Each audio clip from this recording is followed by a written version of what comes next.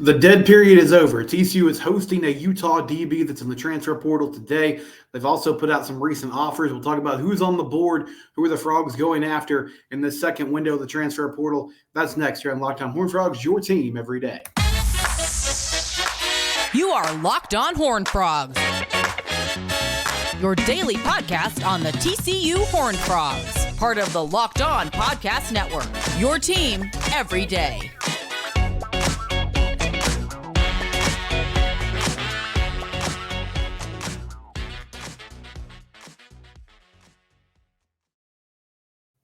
Welcome to Locked On Horned Frogs, your team every day. I'm your host, Steven Simcox. Best way to keep up with the show. We are free and available wherever it is that you get your podcasts. So subscribe on your favorite podcast platform, whether that be Apple Podcasts, Spotify, Stitcher, wherever you listen in its audio form. Also, we're on YouTube. So subscribe to the YouTube channel. That's a great way to keep up with us. We put out YouTube videos multiple times a week. Locked On Horned Frogs, your team every day. And we're going to talk some more recruiting today. So TCU was very active in the first window of the transfer portal. They landed 14 players.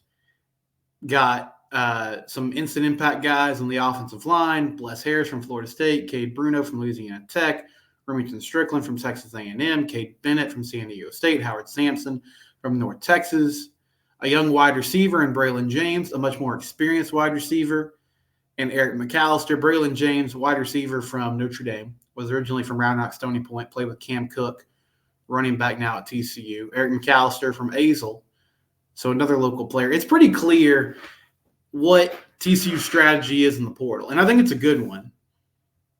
Now, they've branched out a little bit more this offseason. You saw it a lot last offseason too. There's a ton of talent in the DFW Metroplex. Now, hopefully, in an ideal world, you'd land those guys out of high school, but in the case that you don't, whether it be DFW or just the state of Texas in general. Okay, so you went to a G5 school like Eric McAllister and you showed out. Now you want to play in a bigger market, bigger place. Or Braylon James, you go to a blue blood, and we saw this last season with JoJo Earl and Tommy Brockermeyer. You go to blue blood school X and it doesn't work out for whatever reason. You can just come home and you can be closer to your family, hopefully get some more playing time, and go from there. Now, this second window of the portal, I think we're going to see exactly what the staff thinks about where they are as a roster and what the most important positions to fill are. We've talked about quarterback. I think they're going to get one. Probably not going to be someone who's going to make a lot of headlines. I'll discuss a QB hit the transfer portal yesterday that does have some ties to TCU. And secondary has kind of become a place where they have to get some more depth at the very least, they have to get more depth. They've had a number of safeties transfer out. With the holidays, I can't remember if I talked about each and every one of these guys because some guys transferred later. Javion Wilcox hit the portal. Lake Belton safety. He was a true freshman this past year. Didn't play. I don't know if he wasn't healthy. I don't know if he was healthy, if he would have played. He was a three-star player coming out of high school. Known as a guy who was a thumper, could lay the wood, seemed like a good fit in Joe Gillespie's scheme. He ends up moving on. So he's moved on. Radon Fontenette moved on, the young talented safety from Freeport, and he's at Vandy now. Not sure where Wilcox will go next. They're losing some guys to graduation. You also lost Chance Biddle, who played sparingly in the 2 years he was at TCU. But at safety and at corner, you're going to need some help. So who are some of the players that TCU is targeting and looking at as we enter the second window of the portal? And we'll start with someone who's actually on an official visit today. And this is according to Jeremy Clark from 247 Sports, Horned Frog Blitz. It's the website.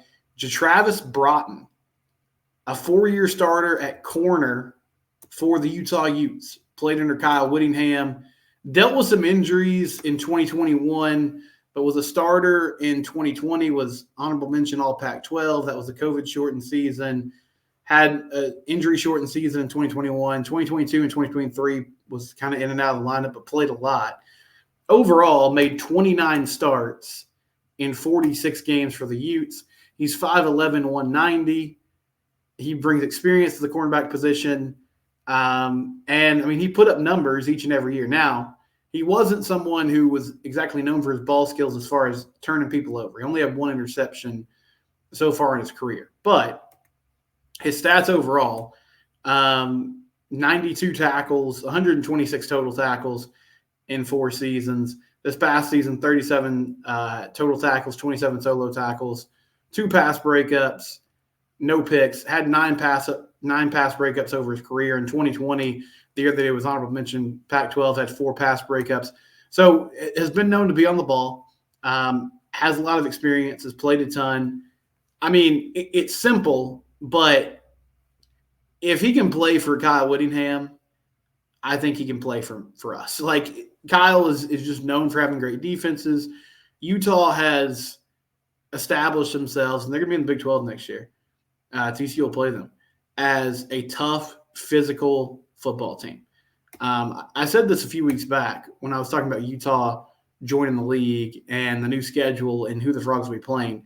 Utah feels like if the Gary Patterson era continued and continued to be successful, it feels like Utah would be the type of team that TCU has.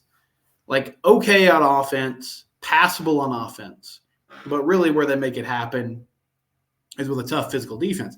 Even this year with Cam Rising out for the entire season, I mean, they made things happen. Now, they weren't Pac-12 champions like they had been the past 2 previous seasons. Pac-12 is really good, though, this year. I mean, Washington's going to play for a national title. Oregon was fantastic. I don't have to go down the list. You guys know they're good conference. Oregon State was good. But Utah played well, and they were right there in the mix towards the end of the season. And this brings somebody in that should be able to pick up the defense quickly with Andy Avalos and a new scheme, and you would think could play right away. Corner is going to be a different position this year. There's going to be a lot more pressure on these corners because there's going to be an emphasis on bringing pressure, trying to make the quarterback uncomfortable, trying to make plays. So your corners are going to be really good in coverage. And it feels like Travis Broughton is a player that could come in and just right away take over at one of those corner spots. You're losing Josh Newton. And they also lost some guys to the portal, like Ish Burdine, who played sparingly because he was injured. But when Ish was healthy, he was pretty solid. Avery Helm will be coming back, though. Vernon Glover's young player that will be back. Channing Canada, the transfer from the JUCO ranks this past season. I think he'll be in a more expanded role. Now, the one thing that's interesting about Broughton is, I mean, he's 5'11", so it's not like he's far off, but he's not exactly your prototypical, 6 foot and oversized that they've had in the past, but that was under Gillespie. So I don't know. I mean, I think everyone is looking for long-rangey corners. I don't know what the priority from a measurable standpoint it is for Avalos. But bottom line is, he's a 4-year starter at a good school in the Pac-12 that's known for playing defense. So I like the idea of bringing him in for an official visit. And TCU did a really good job in this first window these transfers, they want to make these decisions quickly, right? I'm not sure what his situation is exactly, but I would imagine he's a graduate transfer who could be ready to play in the spring. But you want to get, locked onto your school and start the process of getting integrated, doing a program. So the Frogs did a great job of finding guys that could do that and just getting them in the building and that being their first visit and getting a commitment and not having them move on somewhere else. So a lot of those transfers that you saw, it was TCU was their first official visit. Frogs got it done. They got them committed, and that was the end of the process. I would imagine Broughton being from Tulsa. He's from Tulsa originally, so maybe there'll be some interest from Oklahoma State. I don't know what his offer list is going to look like. But again, a lot of experience and someone you think could come in and play right away. Some other DBs that the Frogs have offered over the last few days. DJ Douglas, corner from Tulane. Now, DJ's got a number of offers. He took an official visit to NC State. I saw he had an offer from Florida, and he's also going to take an official visit there, I believe, today. So not sure how competitive they'll be in that mix, but he's a corner who's played at Tulane for the past few seasons. Had a big year in 2023, 2 interceptions, a number of pass breakups, a lot of tackles. I think it'd be a great pickup. Again, he's getting heavy interest, though, from a lot of different schools. So not sure what his priority is going to be and where TCU will fall in that mix. Did take that official visit to NC State and will be visiting Florida as well. Miles Rouser, a safety from New Mexico State. Maybe Jerry Kill could help out the Frogs here. Jared Kill had a great run for the New Mexico State Aggies. I did not expect that, but he turned that program around. They beat Auburn earlier this year. He's actually retiring, so he's moving on, but he was there for 2 seasons, got them to a couple bowl games, and completely turned that program around. He had 70 tackles and 1 pick in 2023. Great size, 6'1", 195. So, I mean, he seems to fit the prototypical like hybrid safety role that would thrive in this new wave of the 3-3-5 defense that the Frogs are bringing to the table. And he had offers from Illinois, UConn, Arizona State, Oregon State. Not sure what he's going to end up doing as far as visits go. He also played at Campbell. So he was at Campbell, and then he came to New Mexico State, had a really good season there. And then I guess with the coaching change, he's now available to go transfer again. But the Frogs have offered him as well. And then Talik Allen. And the thing that intrigues me about Talik, on his social media pages, he lists himself as a hybrid DB. So he can play safety, linebacker, and he's at 6'1", 200 pounds. He had 51 tackles and interception this season for the Hilltoppers. And another guy that just seems to have great size and the ability to have some position flex. So can play in the box, but could also play as someone who can cover wide receivers. Excited to see, his recruitment play out. And not a huge offer list from him as far as what I can tell from social media, but had a really productive season at Western Kentucky. So we'll see if the Frogs can get him in on a visit as well. When we come back, a quarterback hit the portal yesterday that a number of people have been asking me about. We'll talk about that next year on Locked On Horned Frogs. It's your team every day. If you own a small business, you know that hiring people is the most important part of your process and your job in a lot of ways. LinkedIn.com/LockedOnCollege. They'll make it easy for you. LinkedIn is the leader when it comes to finding talent for your business. At the start of the new year, every business owner is asking themselves the same question. What's the move I can make to take my business to the next level in 2024? LinkedIn Jobs knows that your success all depends on the team you surround yourself with. That's why they've created tools to help you find the right professionals for your team faster and for free. LinkedIn is not just another job board. They have a vast network of more than 1 billion professionals, which makes it the best place to hire. Hiring is easy when you have so many quality candidates. 86% of small businesses get a qualified candidate within 24 hours. So you're not going to waste your time. Within 24 hours, 86% of small businesses have quality candidates that they can interview and start talking to. It's why small businesses rate LinkedIn Jobs number 1 in delivering quality hires versus leading competitors.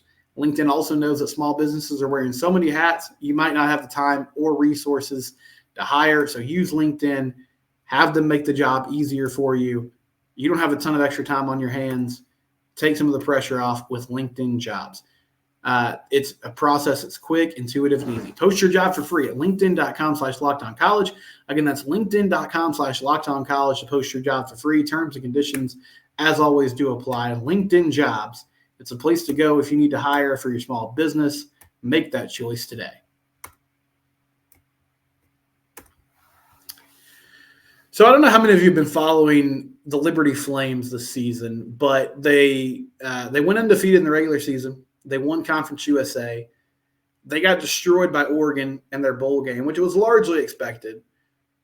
Oregon didn't have a lot of guys opt out. Liberty had played basically a completely group of 5 schedule up to that point.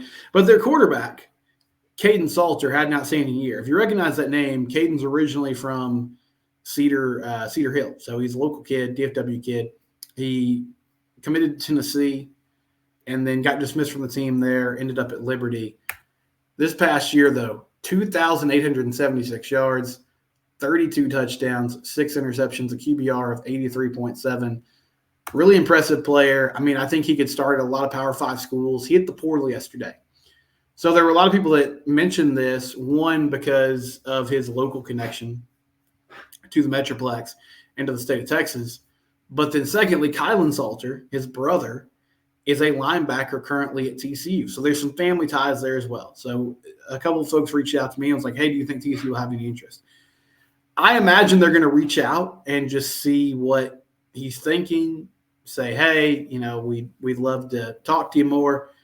My guess is Caden is going to have some great opportunities, and he's probably looking for a place at the Power 5 level where he could start right away.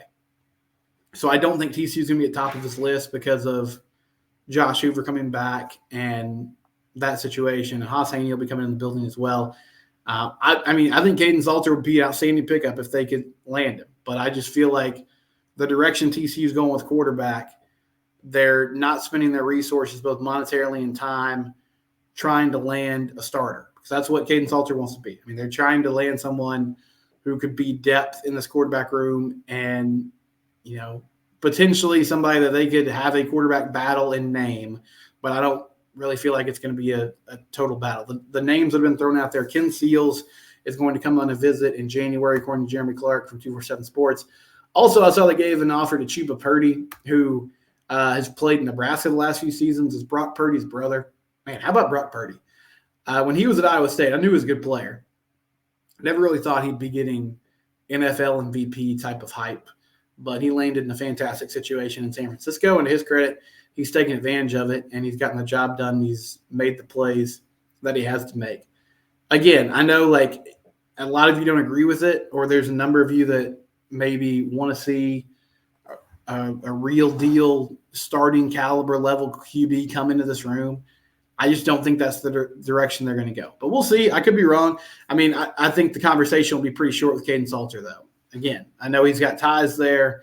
DFW kid, his brother's on the team. I think it's worth exploring. It's worth looking into. At the same time, I just imagine he's going to be somebody that his number one priority is where can I get playing time? Because he's starting at Liberty. Now, where could that be? I'm not totally sure. I know Hugh Freeze at Auburn is very familiar with him because he recruited him to Liberty. That was his previous stop. So that seems like a place where he could land. But all in all, I just don't really see a scenario where he ends up there. I think it's at TCU, not Auburn. I don't think there's a situation when Caden Salter ends up at TCU unless they've been just waiting specifically for him or a player like him to hit the portal. They've had their opportunities to kind of kick the tires on QBs that could play and be contributors right away, and they haven't done that, honestly. Another interesting note I saw, I know this is not necessarily TCU related, but I just saw this today and I was like, wow, that's crazy. Will Howard is going to visit Ohio State this week. And, Ohio State had Cal McCord. He ends up going into the portal. I don't think he's found a landing spot yet. They had their backup QB in there against Mizzou. That didn't go well. I like Will Howard a lot. I'm just shocked that could be his final landing spot would be Ohio State, because it just feels like he's kind of limited as a passer, and they just let a guy go who had those same issues. The whole thing they're trying to get to is beat Michigan. That was just a random recruiting note that I saw that was like, oh wow, okay. Ohio State's looking for the guy that's getting replaced by Avery Johnson. That's kind of surprising. But Caden Salter, TCU, I don't think it's going to happen. We'll see, though. We'll see how that process plays out. I mean, he does have family ties to the school and local ties here. So maybe that's enough to at least get him to consider the Frogs, even though I think he's going to want a place where, he's just has a chance to be a starter. That's what a lot of these guys are looking for. And KJ Jefferson ended up at UCF. He did officially end up there. So he'll be in the Big 12.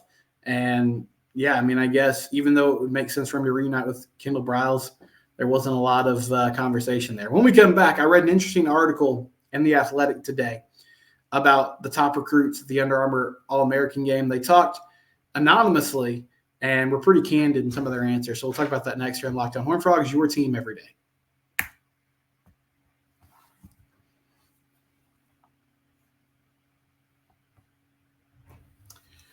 So I'm kind of my morning routine. Like, I get to work and I poke around and I just start reading sports articles during the morning, trying to find out, catch up on different things, especially college football related. And so I saw this great piece from Manny Navarro and Grace Rayner, who both work at The Athletic. The Under Armour All-American game is going on, or practice is going on this week. The game will be Saturday. Haas Haney is there, incoming TCU freshman quarterback from Aledo. So he'll be getting to practice some of the best players in the country and then playing that game on Saturday afternoon. But Navarro and Rayner, they cover recruiting for The Athletic. That's their beat. So they're just national recruiting reporters. And they were talking to these guys anonymously about a lot of different things. Hey, what kind of NIL deals were you getting offered?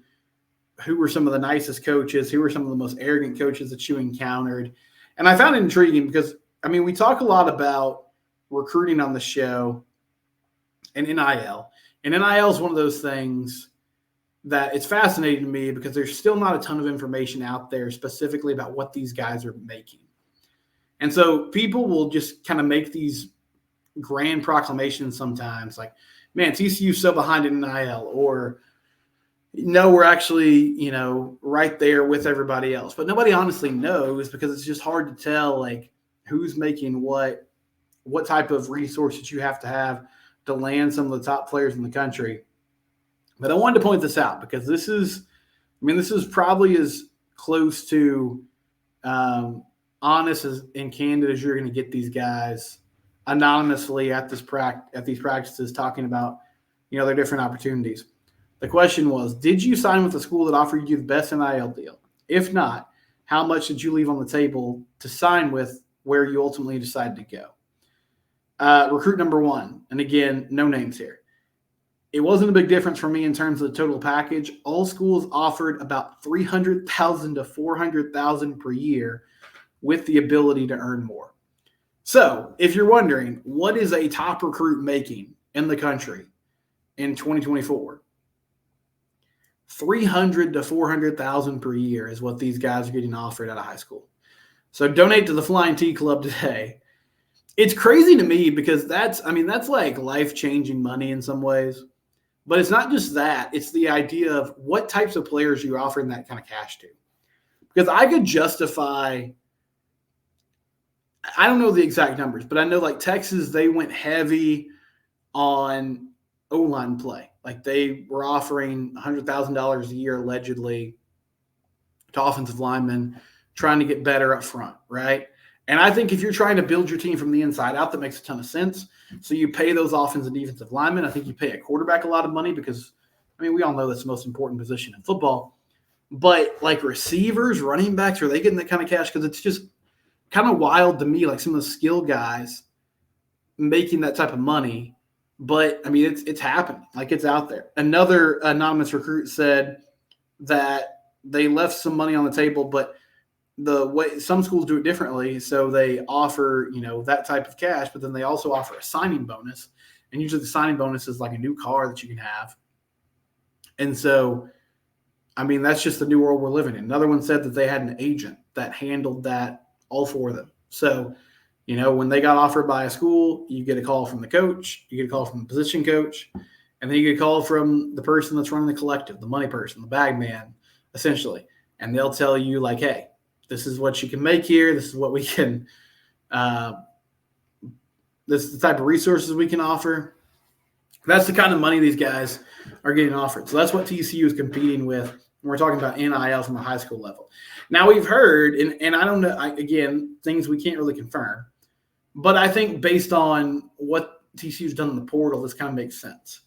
We've heard that Sonny Dykes' perspective on this is he feels more comfortable offering NIL money to guys in the portal who have kind of proven that they can play at the college football level, and then also focusing on player retention. So when players have big seasons, hey, don't leave. Like, we'll take care of you.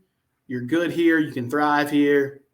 Here's some cash. Here's some incentives to stick around.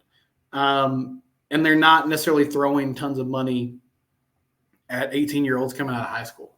But, the top programs are, and they're landing the top talent. So it remains to be seen how that strategy is going to play out. That's just fascinating to me. It was funny to see, like, an actual number be put on this. And I'll tell you something, too. Like, for all the talk about, like, and I get it, everybody thinks their generation is the best. And I can kind of fall into old man yelling at a cloud mode, too. But for all the talk about how these kids today are soft and can't handle pressure, like, I get that, but also this is a ton of pressure these kids are enduring. It's also a huge blessing. Like, don't get me wrong, that's life-changing money for you and your family. But they were also discussing, like, the media aspect of it, when they get an offer or when they would take a visit, they're getting 15 to 20 calls a day, and they're having to do all these interviews, talk about these different schools. It's just a crazy way to live. And I understand totally now why these guys get so burnt out on recruiting. Another thing I wanted to point out from this article, though, one of the other questions was nicest coaches that you met that you didn't sign with. And one player mentioned Sonny Dykes. He said Sonny Dykes was a real down-to-earth, family-oriented guy, liked the vibe. He also talked about Jim Harbaugh being kind of the same way. But Sonny's making a good impression, which is nice to see. I mean, it's one recruit, but still, I think it means something. And, I mean, we kind of saw this with Braylon James this offseason. It's not necessarily the perspective you want to focus on all the time. But if you can't land these guys out of high school, build good relationships so that if and when they do hit the portal, you're there, you're available, and they have a good memory of, having good conversations with you, and that TCU might be the second destination if it comes to that. We'll be back tomorrow. TCU women's basketball tonight. They're taking on Baylor in Waco. Huge game. Frogs ranked 23rd in the country. Baylor's ranked 6th. So good opportunity for them to try to get it done. We'll talk basketball and more tomorrow. It's Locked On Horned Frogs, your team every day.